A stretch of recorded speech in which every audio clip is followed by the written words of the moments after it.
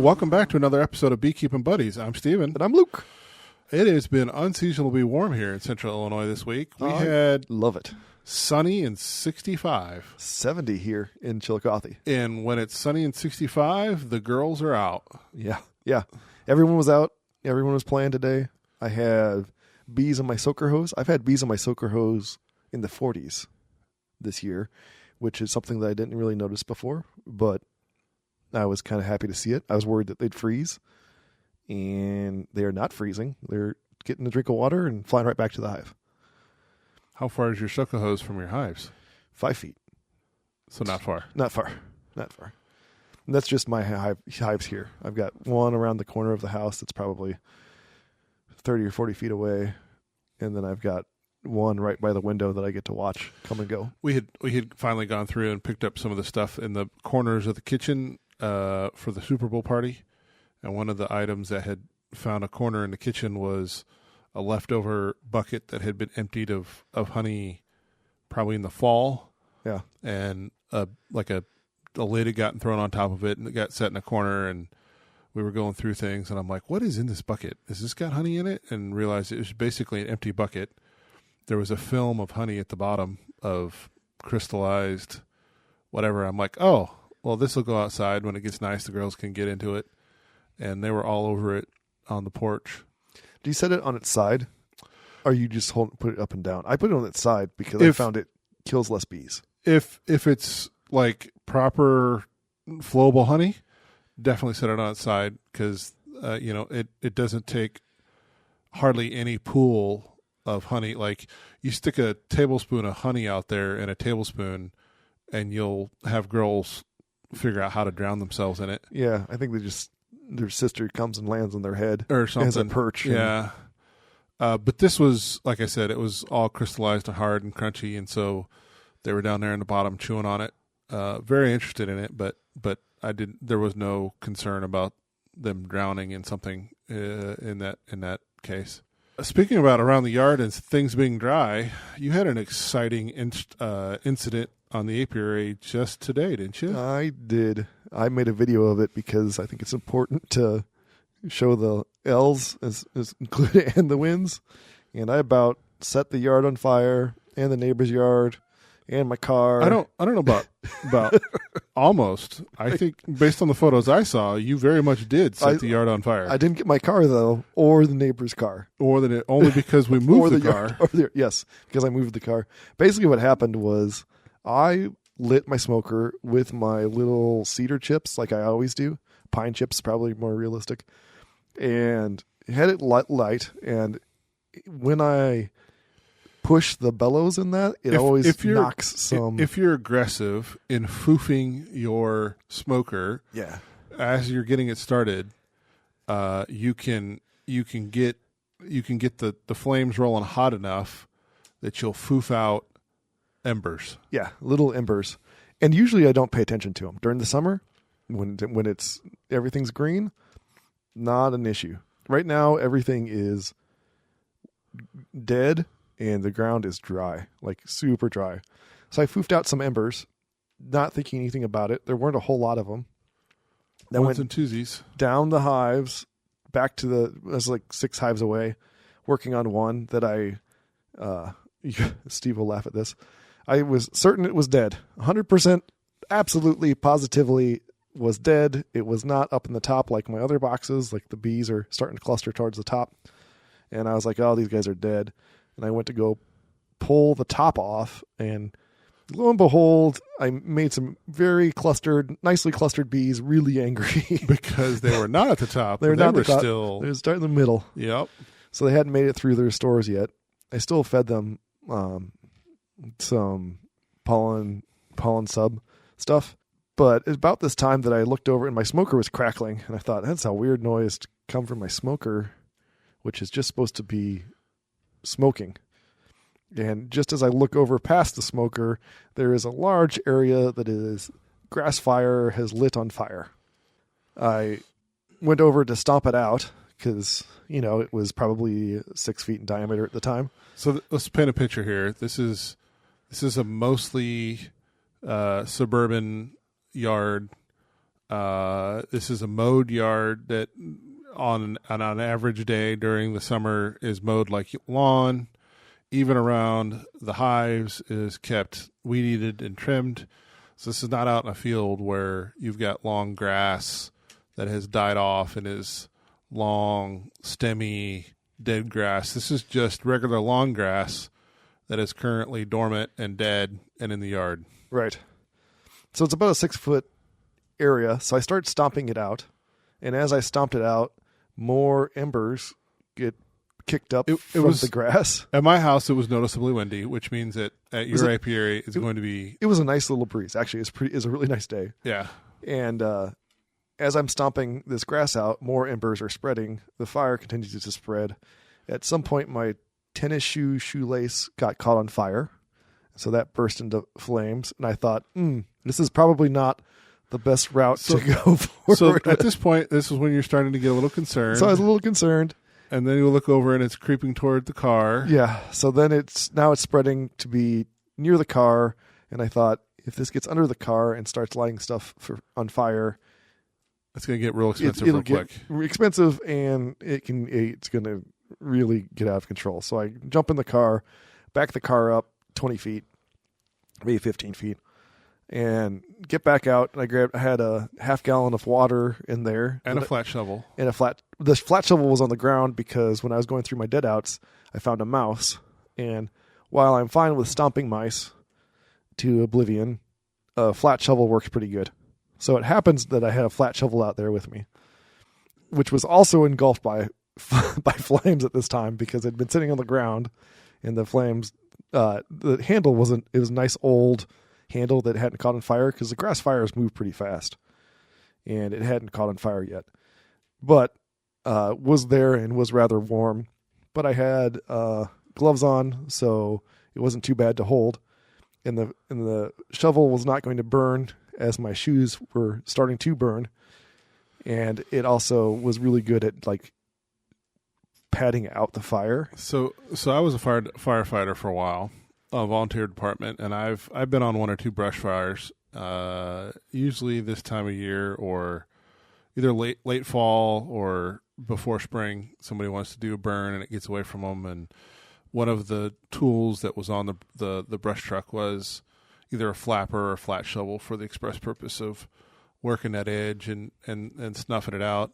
Although you quickly learn it's best to work from the dark side of that's already burnt, because the great thing about the already burnt side is it's not going to re-catch fire. But you probably figured that out at some point instead of trying to stand in the not burnt part and having it burning toward you. The issues was in the burnt part there were still embers, and if walking around there, I was kicking up embers, and it would spread the fire more. So I flat shoveled for probably 15 or 20 minutes and had it all out. And I was like, okay, got it all out. And was moving stuff around, getting stuff put away. And by this time, it's probably 40 feet across. It's not a small area. Now it's almost burned from one. I have my apiary on two sides of this property, and it's almost burned from one side all the way across to the other side of the hives. Probably what, 50, 60 feet? Something like that. So it's all put out at that point. I think it's all put out.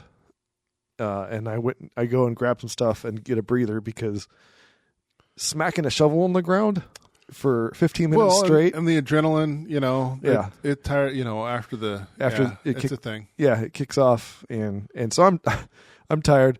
Dad at some point sticks his head out of the garage and goes, "Oh, he stopped moving the shovel, so he's fine. I don't need to go out and help him."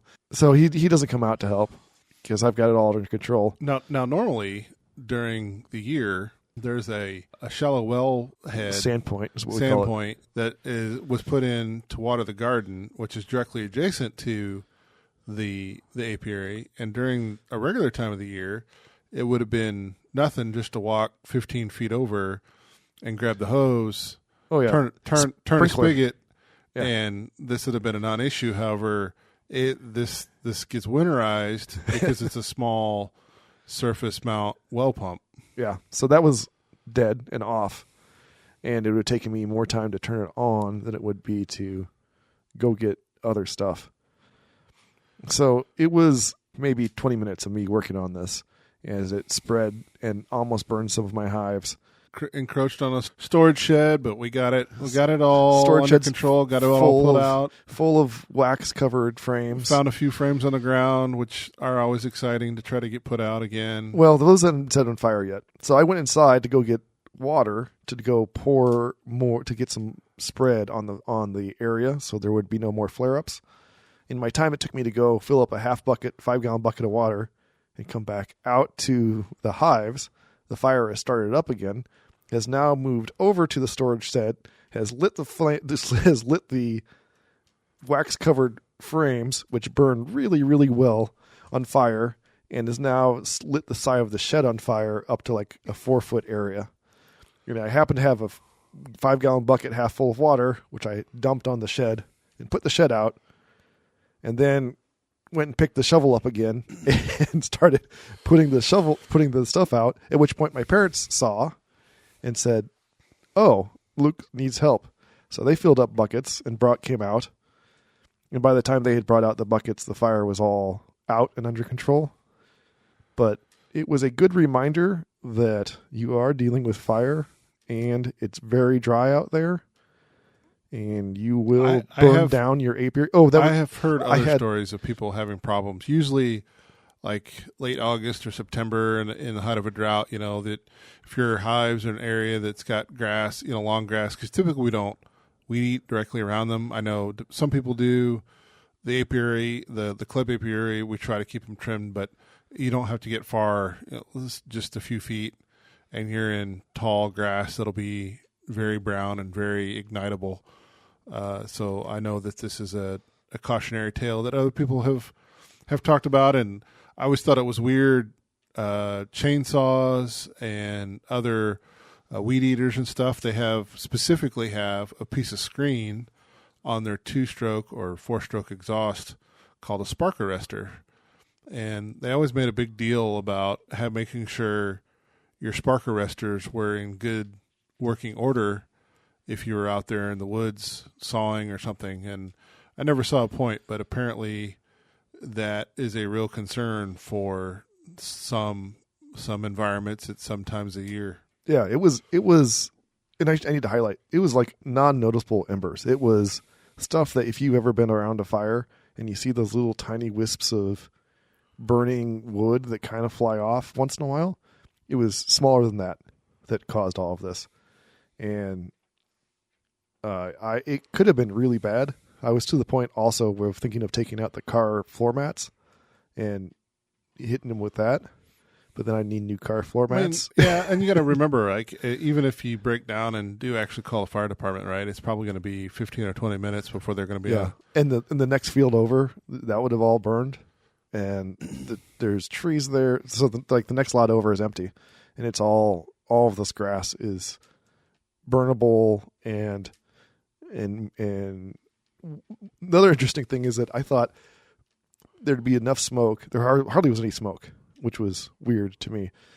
But I thought it burns hot. It's quick and hot. So, and I thought that the bees would be less aggressive because of this. And it turns out a giant person swinging a shovel does make the bees mad. I got bumped quite a few times. So they were. Did you have your suit on for all this? I did have my suit on for all of this. A cotton suit or your kind of plastic? My plasticky Hilco one. Yeah, so I was really careful. And it's at one point one of the pallets caught on fire that I have my nuke sitting on, and the styrofoam nukes. Yeah. And so in one of the styrofoam nukes, the wax had melted out of the frame, so it was right on the point of becoming a significant fireball. Yeah. And I picked it up and I thought, this could be really bad if I'm not really careful. So I tossed that into the middle of the burning area, in the black area. So that one frame fell out and that burned to charcoal. Quite literally. Like later on I picked it up, and as I picked it up, it crumbled into charcoal. It was fast and quickly got out of hand. Well, underhand. Still within hand, but realistically, it was on the verge of being real bad. Luckily, it wasn't. We don't have much else around the yard. Mine are flying. I typically like to put pollen patties on in March. I think second weekend, we're recording this second week of February. I think it's still a little early for our environment. If you're farther south and you're listening, this is probably an ideal time for you to get a jump start on making sure that the hives have got good pollen stores, because the brood raising really needs a good pollen source, and that's where a pollen patty can really come in clutch. It'll be in the 30s again here next week in Illinois. It is going to be 40s and lows in the 20s. And I should clarify, when I say pollen patties, I use 15% pollen with a carbohydrate this time of year. I use that all through winter. I bump that with the pollen patties are like 30%. I think it's 10%. I use a 15% mix, and then it drops it to 10. And then in summer, I bump that to 30. But I'd have to check my numbers again. So not an actual pollen patty. It's a carbohydrate mix that I make. You did not have a chance to attend the North American Bee Expo in Kentucky at the start of the year. However, the Midwest Bee Expo was put on February 6th and 7th up in Madison, Wisconsin. Yeah, which turns out to be like a 2.5-hour drive from Peoria. I think you have to be a pretty good clip to be 2.5 hours, but I mean, it's 2.5 hours to Chicago, and Madison, Wisconsin is definitely north of Chicago. So yeah, it was. I think either way, it's a lot closer than 7 or 8 hours. 7 or 8 hours to get down to Kentucky, and it's at a much better time than like 3 days after Christmas, New Year's. There were quite a few sessions to attend over the 2-day conference. It was well organized. Staying in a hotel was pretty easy. There's lots of options, and food up in Madison was really good. So I have no complaints about the location. I was pretty happy with that. I mean, other than Wisconsin in February. Other than Wisconsin, actually, it was pretty nice weather. But that's a real coin flip there. It is. But like in this situation, it was really nice.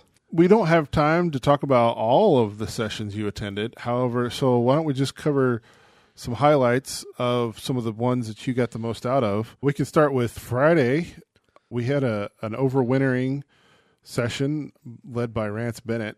I guess you had some good notes from that. Yeah, it was one thing. He wasn't a professional beekeeper. He wasn't a doctor, and he came out full front and said, "I'm not these things." The things that he saw that I did like that he did.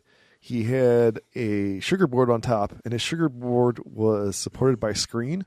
So a lot of sugar boards that you see, they just kind of pour the sugar board in there, and you hope that it doesn't collapse and fall on the bees.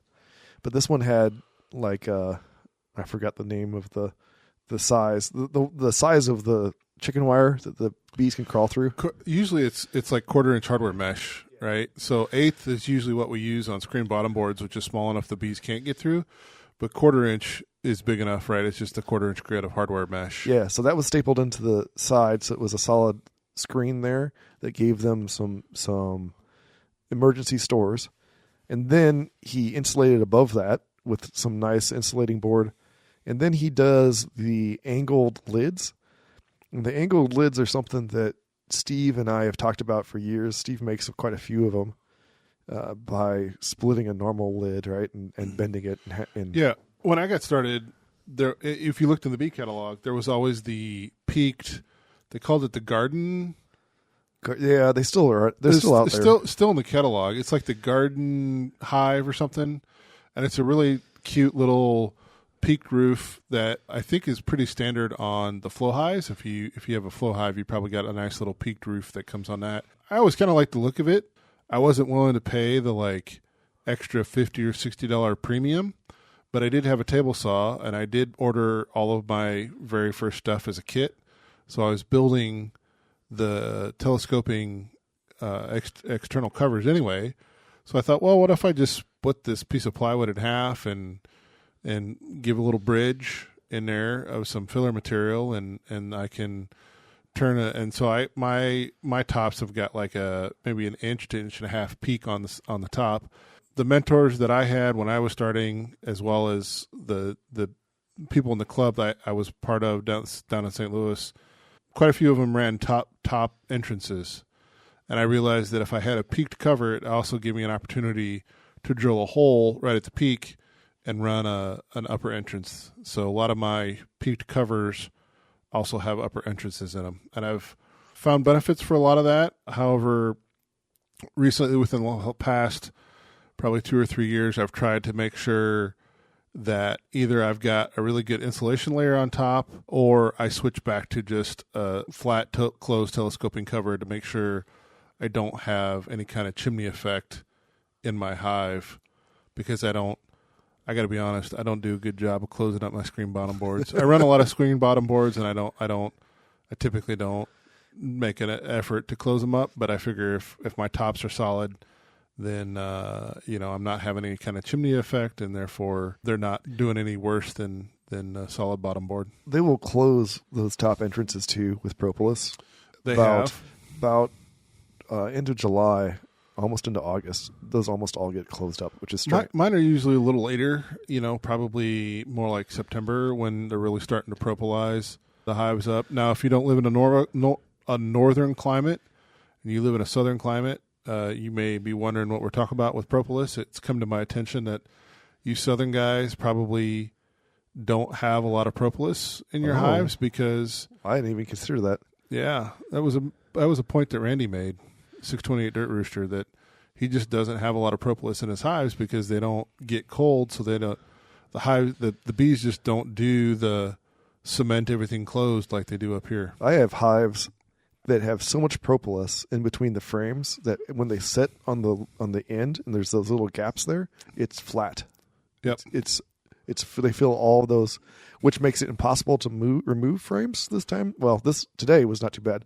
Usually this time of year, yeah, if it's 50 impossible. degrees, like they're basically glued in. Yeah, and I've bent hive tools trying to get them out, and I've snapped frames trying to get them out. I have broken considerable equipment trying to tear down dead outs in March when it's still 50 degrees and sunny, and I'm trying to get out there and clean up some equipment, and the propolis is all stuck down hard, and I have to resort to basically turning the hives over and trying to beat the frames out from the bottom, and only focusing on the end bars. Yeah, that's the best way I've found to do it too. And at that point, then you can pull. If you grab the middle of the frame and pull, then they snap apart.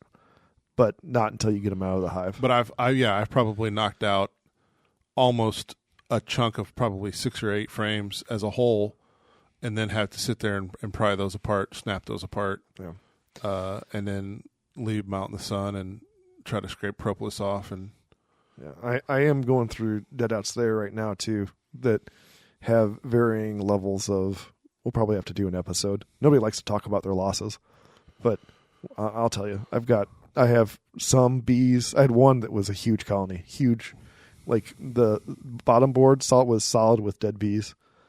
I'm not really sure what happened to them.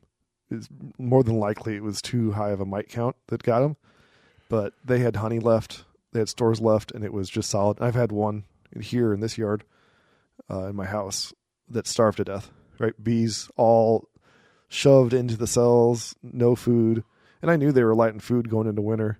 They ate through their candy board. It was too cold for too long for me to get another one out there. And yeah, we had a period of probably a solid 2 weeks where it was highs and single digits and lows 0 or below.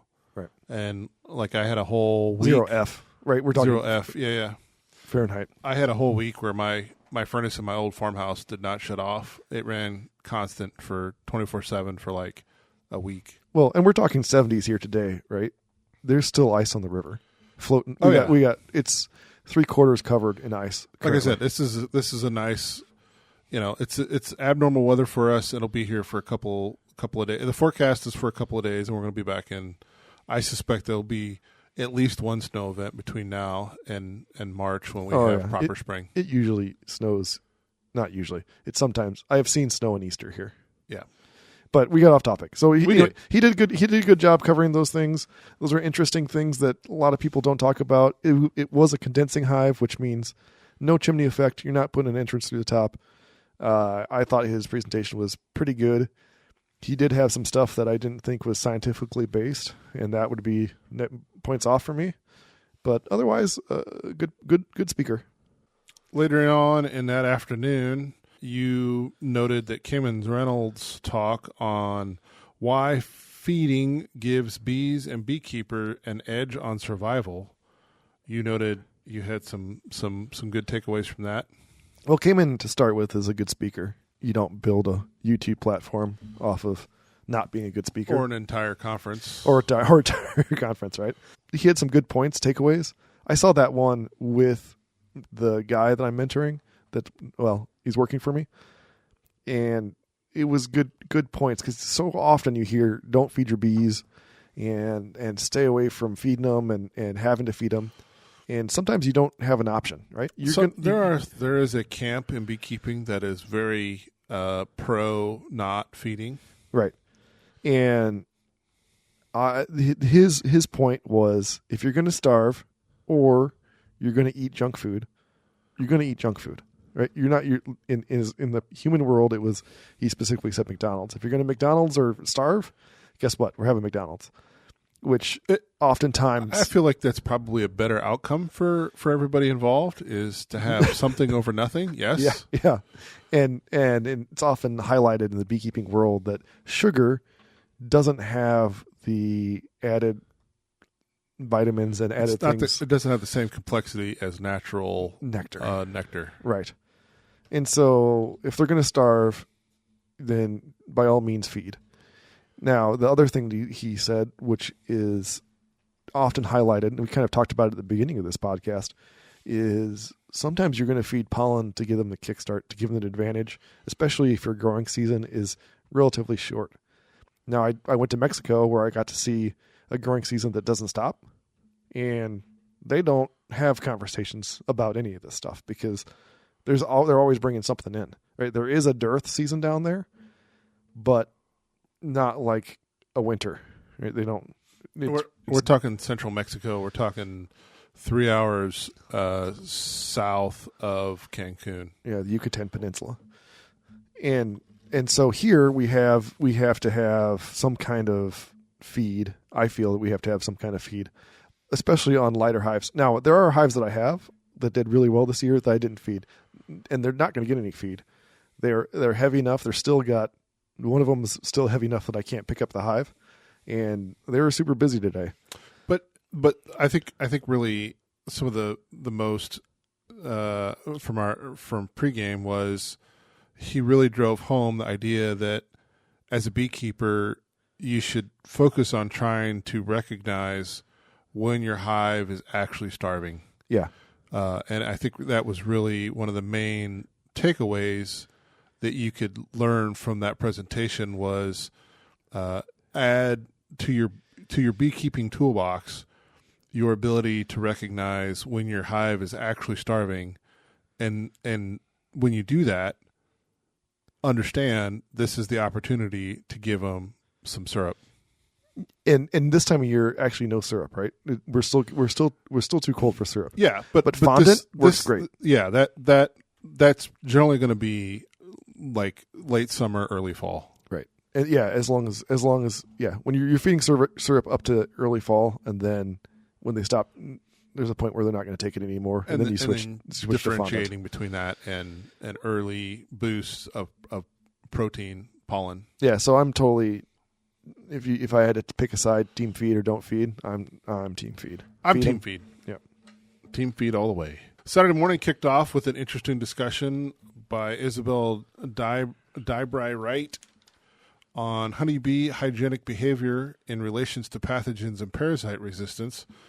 I guess the meat and the potatoes here was comparing pole lines versus VSH. Pole lines versus hygienic. And basically she used those two groups, and in using those two groups wanted to see how they responded to chalk brood, which is a fungal infection. So sprayed the bees with chalk brood, and how fast would they clean it up? And how long would it take for it to not be in the hive anymore? It was that was really neat. Basically, the takeaway is pole line, which are Varroa resistant compared to the other ones, which are hygienic, which means the hygienic ones clean up the hive faster. The VSH are better at dealing with mites and mite counts. The hygienic ones were better at cleaning up the hive, so there is a difference, but they both, at the end of the day, they both cleaned out the hive. The more interesting point that I thought was that she had some hard times with her queens in packages, and she did put new queens in the packages that she got, but had a really hard time with the rejection percentage, which Steve and I have talked over quite a bit in the past. And actually, I learned a new thing about introducing queens during this conference that I brought up to her as well, about the attendance. So for those that don't know, that have never gotten a package of bees, the attendants in the hive, you basically pack 2 or 3 attendants in with a queen in this little queen cage, and they're supposed to take care of her in that queen cage.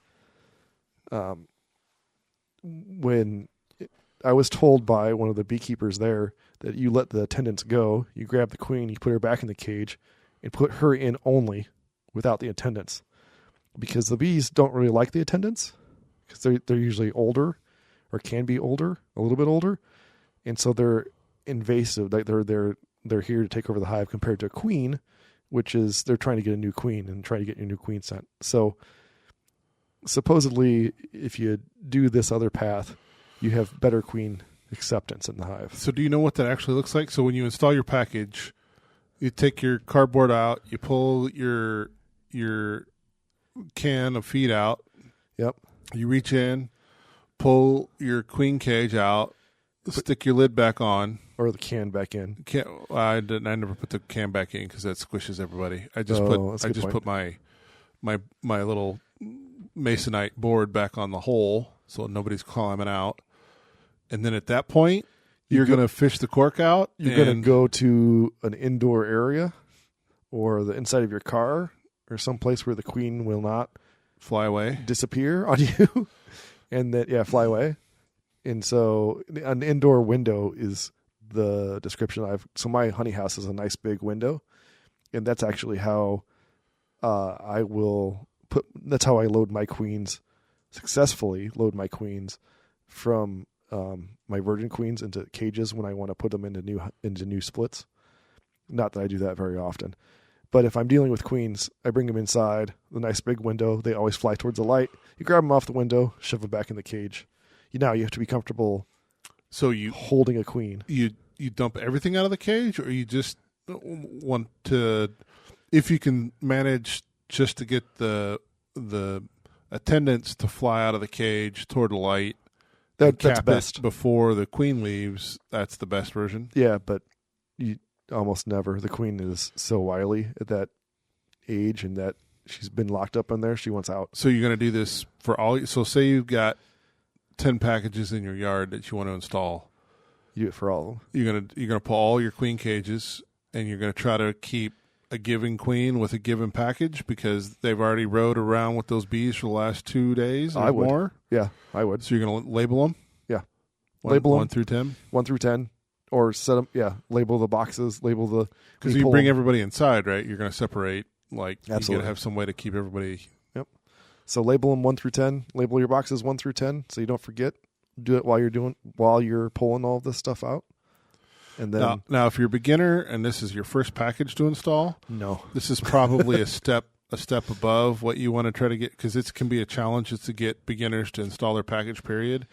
But if you're an experienced beekeeper and this is your 4th or 5th or 8th year to install some packages, and you're looking for a way to improve acceptance of your new queens, which we've personally struggled with, this might be something for you to try and see if you can get a better take rate. Yeah.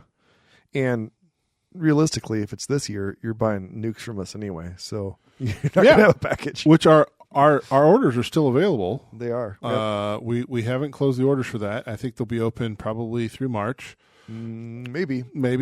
I've got to talk to our supplier and see what our cutoff date's going to be. But we are doing it again for 2026. So if you want to get your orders in, order now. Yeah, they'll be picked up at Riverview Road Apiary, so you can see. I'll point out the spot that I burned. Sir, that grass is going to grow so good this year. I know. I'm going to point it out though. Look, I burned this from here over to the building. By the time it comes in green, you're never going to know. Then I can lie about it. Pretend it never happened, sir. You post it on social media. The internet never forgets. The hundreds of people that listen to this podcast will definitely know. That's right. That's right. Speaking of the hundreds of people that listen to our podcast, did we ever hear from any of our listeners over there in Sweden? Our weird international spike of listeners? Nope. Haven't That's heard. disappointing. Actually, shout out to you guys over there. Yeah, we rarely hear from our listeners. We would love to listen to you guys. We would love to hear from you guys. Yep, I do hear from one that lives with me, so she is gives us feedback. At least yours listens to the podcast. Well, mine, not so much. Well, but I do have a friend who listens to it on the car on drives, even though she's not a beekeeper, and she had some interesting notes. She noted that our early podcasts, the audio was not great. And I said, well, that's an early podcast thing. Yeah. Skip ahead a few episodes. It gets better. Yeah. Now it should be much better. Although last episode I did make some mistakes in whose microphone I cut. So there were some microphones that I would cut if we're coughing or doing stuff like that. So it's a learning experience. This is still just two guys in a basement. Two guys in a basement, and it's not. There's no bees down here either. Ooh, there could be though. There's a window over there. You do want an observation hive. I do need to get you a follow up on an observation hive. Yeah. What else you want to talk about? You want to talk about James Hillmeyer? Hillmeyer was an excellent speaker, and we talked about it.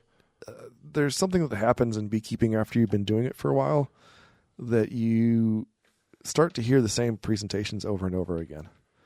Right. Turns out once you've learnt it all, you keep and you still learning stuff. You yearn to learn more. You do, but I still pick start up little seeking things. out other information. Yeah. So Hillmeyer had a great presentation, largely about nukes. He runs LB Works, I got it here. LB Works, WERKS, out of Wisconsin, and then also in Texas. So his presentation was about nukes, and they make like 3,000 nukes a year. So a nuke is, for those that don't know, is between 5 and 6 frames. It's a small colony, and that's what they put together. He had lots of photos of semis full of pro nukes, plastic boxes of nukes, super impressive. That's a thing. We had a trailer of 50 last year. I think we're looking at a trailer probably another 50 this year. We were hoping to have some more, but we got to have the sales. But we also talked to some people that had tried to bring in 100 or more in other kinds of transportation and failed spectacularly. Everybody overheated and died. Ours were great.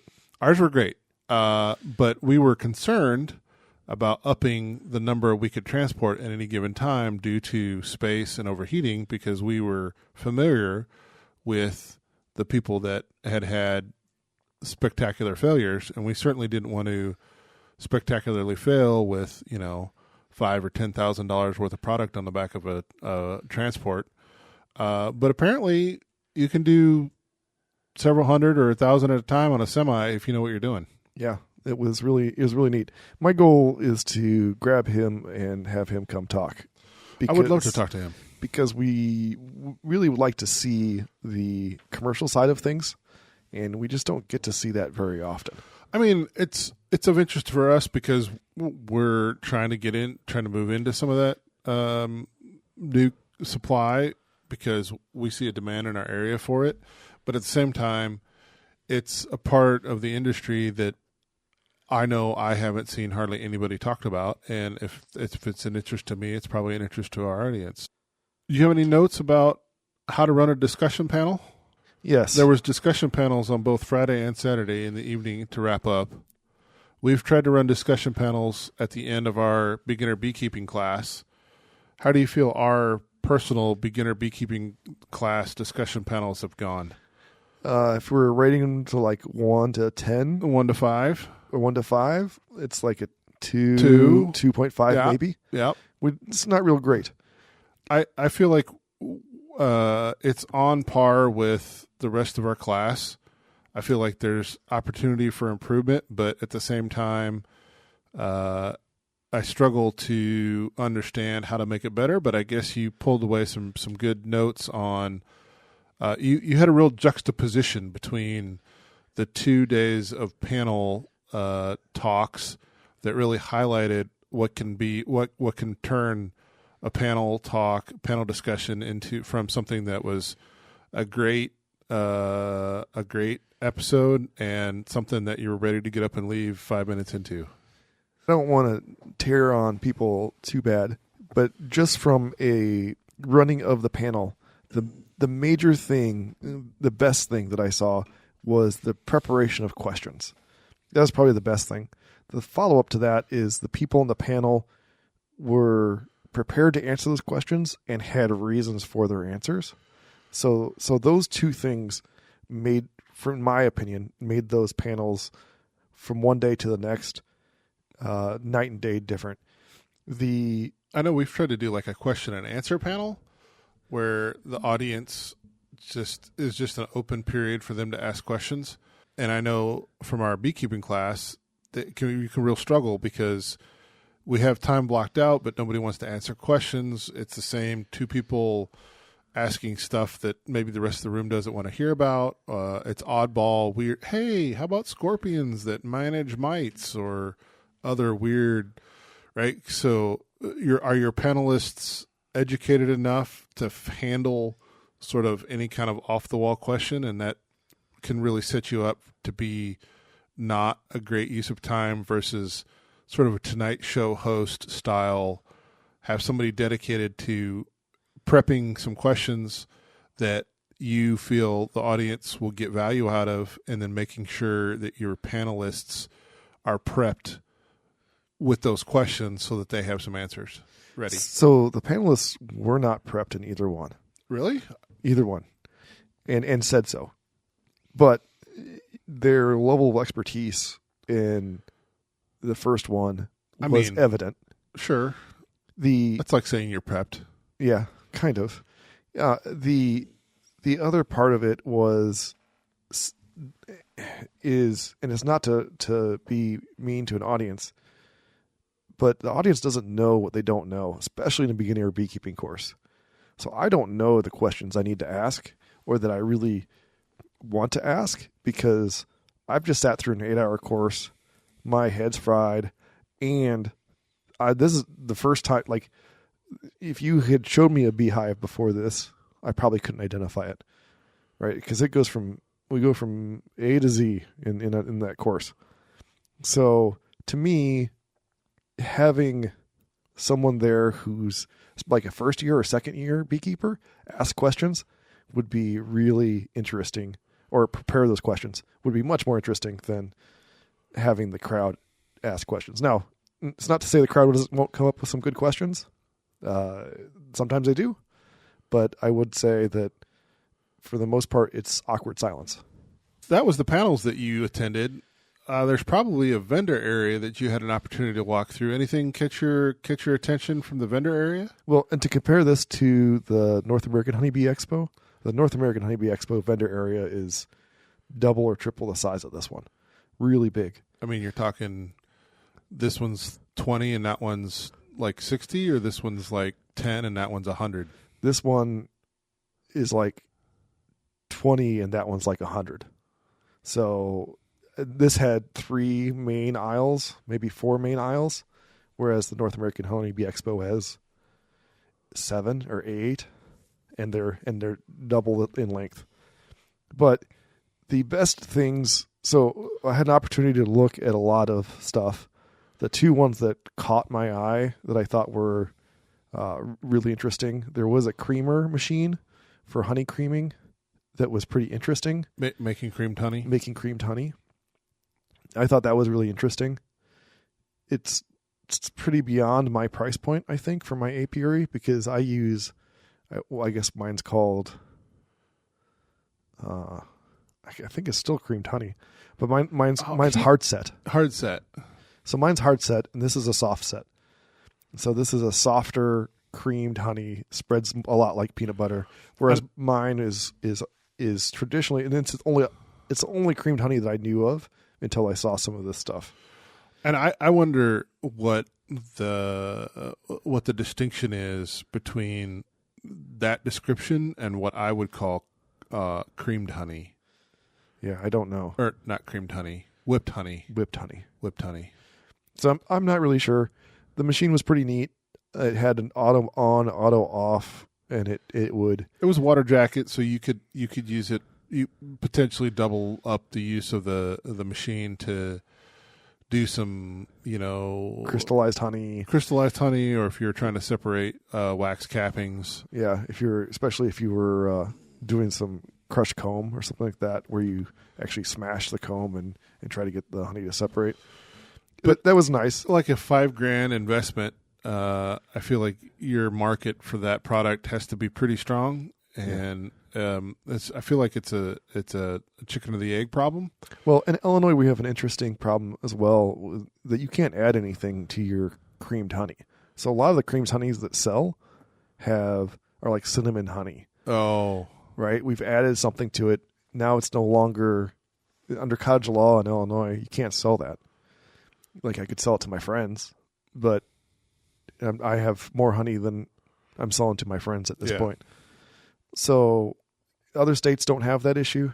We just have a lot of regulation here in Illinois. But, it is what it is right now, at least. The other thing that I saw there, which I thought we talked about, Steve and I talked about this a lot, about how difficult would this be to make. But there's a thing called Hive Tracker, which is a code that sits on the front of your hive that you scan. It's a QR code with the app. And then the app has a number of things that you can answer, right? That you normally answer. So back up. This is fundamentally a way for you to take notes, a quick way for you to take notes about what's going on in your hive. We've talked about if there's anything you want to do out in your apiary, it's to take notes, whether that's making notes on a lid, whether that's using a Write in the Rain notebook that you can find at the farm supply store, trying to make notes into your phone, shoot some video, talk to it. This was another take on that, where if you had more hives, then one of these other methods were easy to keep up with, right? Because a lot of those methods sort of fall apart once you get past like 10, 15, 20 hives. It can be a lot to keep up with trying to take basic notes.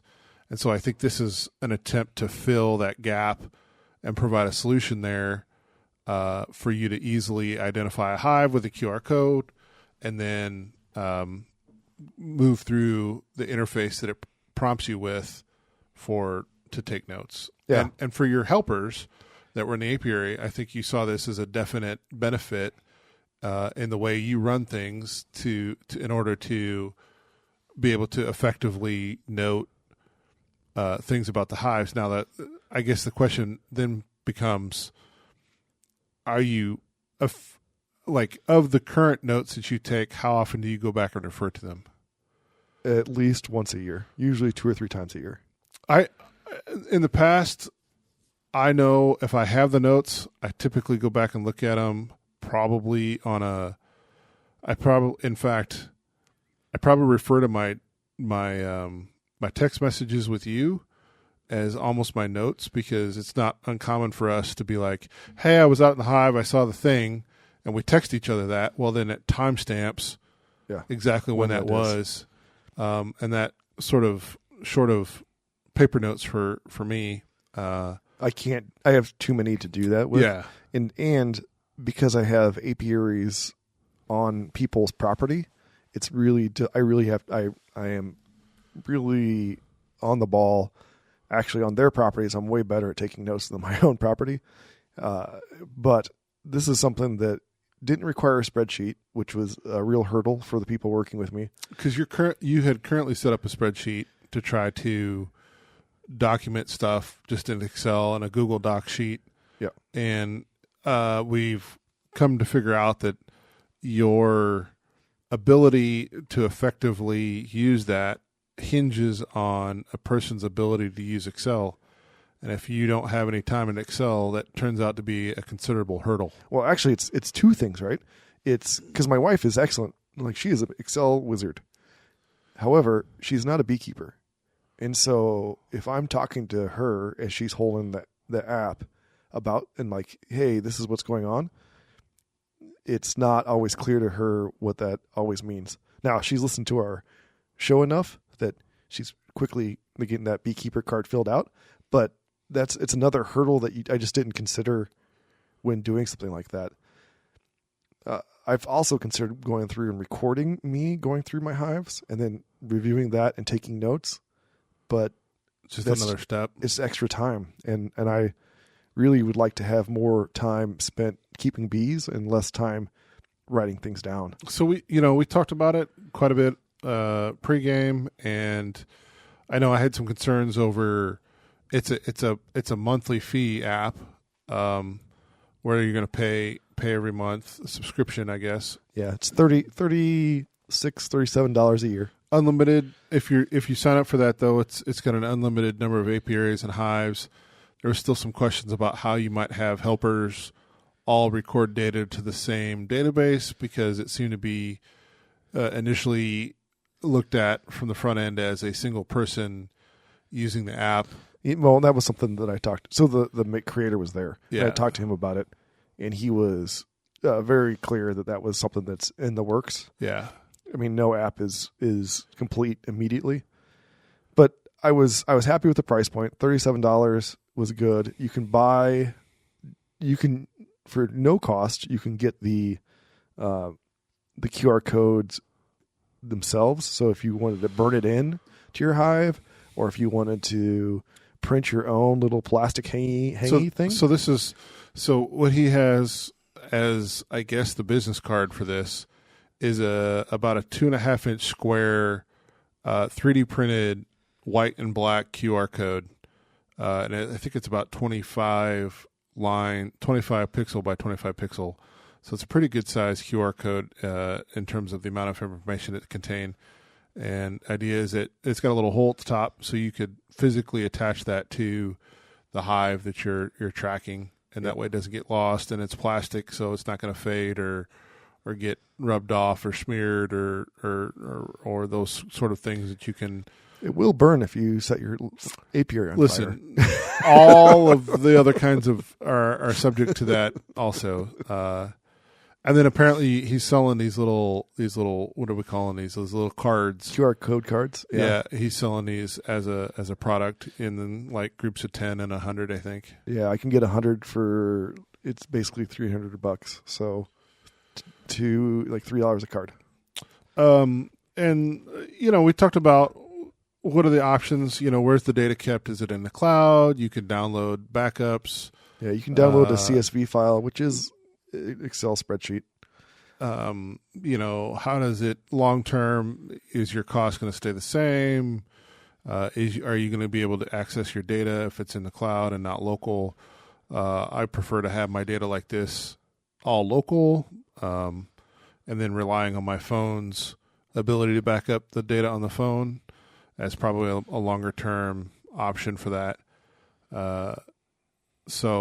But that was out there as a new product. If you're new to me, at least, right? I don't know if it's totally new or not, but it was new to me, and I approved of it. I'm like, this looks. I will probably try it in the apiary this year. As I say, you just sign up for this, and I probably will. I'll need to talk to my guys and sit them down. This is. You should probably talk to this guy. Be like, hey, we had a segment on our podcast. You should give me a copy to try. Sure. The thing is I question all my guys every year on the thoughts of what can we do better? What do you want to do different? What do you want to see? And what can we do better? So from that, we got honeysuckers, which I found out that I can't make unless I have a certified kitchen, but sell really well. And do not make them out of goldenrod. Don't make them out of goldenrod. That was another one. And then they're not good if they're goldenrod. And then the other one I found out was a honey lemonade, which I was invited to the Rails on the River, which is a country music festival. Yeah. And so I found out what was involved with that and how Illinois would require me to do that. So I'll be making some honey lemonade for sale. That got approved by the festival. So that'll be interesting to try out, see how that hits the market. But you also have you'll have your honey products there. Just pounds of honey, and then honey straws, probably your lip balms and your hand lotions. Yeah. You gonna up your price to your hand lotion after buying some there at the I should. Convention? The convention one, it was from Savannah Bee Company, and they are artists at selling honey. I don't know if you've seen their website, or I'm actually going to Arizona here in a few weeks to go on a spring for Arizona honey tour. So I'm going to a couple of apiaries out there and to the Savannah Bee Company out there. And then I'm also going to get to see some dark sky. I'm a big fan of stars. So the area we're going is a certified dark sky area. So I'll be going out there, taking a look at how other people do beekeeping, especially in the desert. And so another trip report for another day coming up on a future episode. Last but not least on our topics for this would be your trip report for your annual Mexico trip, where you get to travel to the Yucatan, visit the Mayans, do some construction down there for the to schools. The Yucatan YPM mission is what it's there for. Mission work, they call it. Yeah, and we worked on. You've made some friends with the locals, as they say, and got them interested in beekeeping, or I think they came to it themselves. Yeah, and but they found out I was a beekeeper, and I brought them. Hilco who doesn't sponsor us at all. Hilco actually donated some gear to them from Hilco in years past, and they still love that stuff. They got a picture of Caesar, who's probably the one that I know best down there, standing next to me in his Hilco outfit while I've got my suit on. I'm probably a foot taller than a foot. Well, probably more like a foot and a half. Yeah, I'm a little bit taller than Caesar, but they had multiple hives down there, and they have some different issues that we just don't see here. So ants are an issue, and I'm waiting for Steve to roll his eyes because I hate ants in my hives. We've talked about it before, but when you say ants, and I think south, I think fire ants. Yes, and fire ants and sugar ants are two entirely different beasts. Right now they are. But yeah, they get fire ants that will attack the hive. So they have moats around all of the feet of their hive stands. They run hive stands very similar to what we do. And it's weird because it's what's in their moat? Motor oil, usually used motor oil. They don't bridge across it? They don't. And sometimes so the motor oil floats, right, when it rains. Yeah, it rains, it fills up, and so then once it washes all the motor oil out, they refill.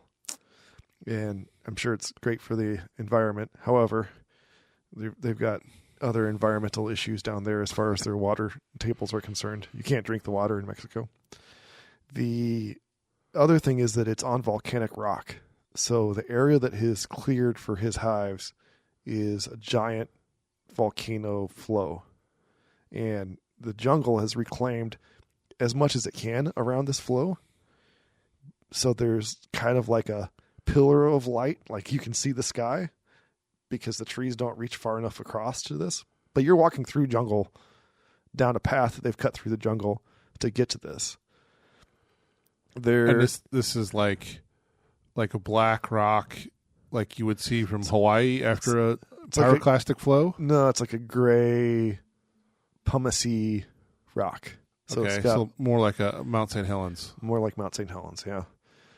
And that's actually a lot of the land there. So there's not a lot of dirt, quite a few rocks, which is why when they farm, so Caesar's also a farmer. Their farming area is no bigger than my garden, or not much bigger, which isn't very big. But it takes them quite a bit of time to clear all of that out of all the rocks so it's usable. My farming area is probably, 30 by 10? It's not very big. So his is probably double that size, like 30 by 20, or maybe 3 times. Anyway, it's not a whole lot. It's not what we think of Illinois farms where you can't see the end of the farm land. Yeah, 1,000 acres. Right.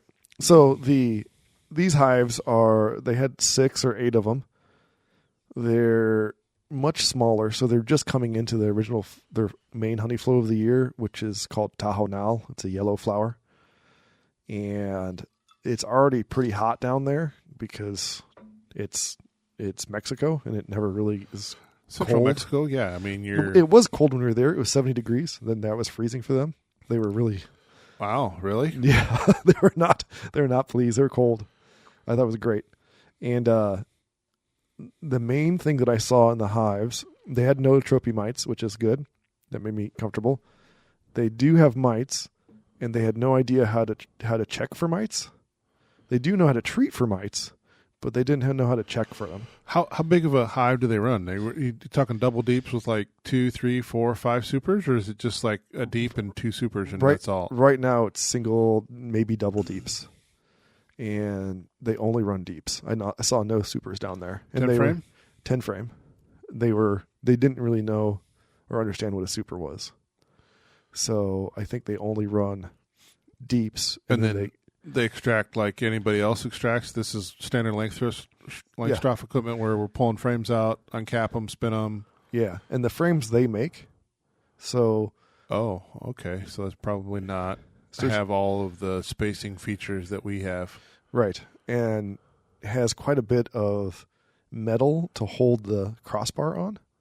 So like it's a trimming metal like that you'd use for your roof or something like that.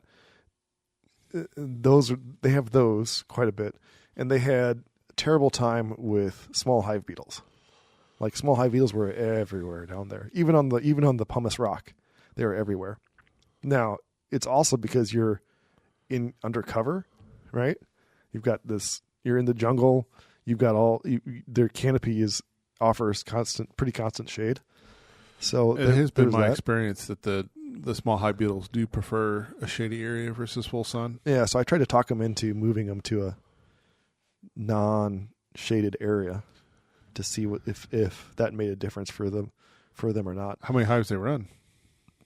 8, about 8. They probably had room for 16, but they looked like they ran about 8. And they use this entirely for self-consumption, for honey, baking, for, on toast and tea or sweetener, or is this a commercial product that they're trying to sell? On toast and tea and sweetener. Now, when you say commercial, I think they go to like local markets, kind of like what I do, right? Raber's is really technically a local market. Yeah. So I think they're going to local markets. There's a language barrier there that is pretty severe, that I'm working on. But it's taken me longer to learn Spanish than I expected it to. So they have Spanish or your Mayan? I thought you were working on your Mayan. And we're also working on my Mayan, but the Spanish is way easier than Mayan. And I have an app that will helps me learn Spanish. The other thing that you find there is equipment is relatively hard to buy. And is super expensive for them. So it's 136 pesos for a deep. No frames, right? Because you can't buy frames. You can't buy a bottom board because they don't. So they make their own bottom boards, and then they make their own. No, the telescoping cover I think was. They made their own telescoping cover. So the boxes though with the tongue, it's still about 20 to 25 pesos to $1, right? I think so. But that's a big deal for them. And I felt pretty bad. Let's see. It's 136 peso. It had to be more than that then. Because that's like $9. Yeah. It was, I remember it being like $25 and they were like, that's really expensive. And so, and the weather there just shreds those hives. Like it's Super wet, super wet, high super humidity. humid. Yep. That's the other thing that the moats protect from, because termites are everywhere down there. You can, in fact, their bathroom door wasn't protected against termites, and I went to open it and I pulled it off its hinges because there's a termite colony. Like I was like, oh, it's impressively strong looking, but no, it's just termites. So there's a bunch of things that they deal with down there. Africanized bees also was probably a thing. Their bees are much more aggressive than mine are, but mine are really calm. Right, I select for calmness, and I don't know that they're doing a lot of breeding of bees down there, or queens, or any of that stuff, or selection. Are you actively working on education on that front in terms of beekeeping, or? So I offered education, but again, we've talked on the show and we talked in person. Beekeeping is really local. So for me, the Midwesterner, to come down and talk to you, a Mayan in the jungle, how to best manage your hives may not be the best move. Now, I can tell you how to manage your pests. Well, but at the same time, like educating for splits, right, and queen rearing. Those are basic beekeeping activities and skills that are sort of agnostic of what your weather is and what your, are you feeding or not feeding, or you do or don't have a season to take honey, right? Like, right.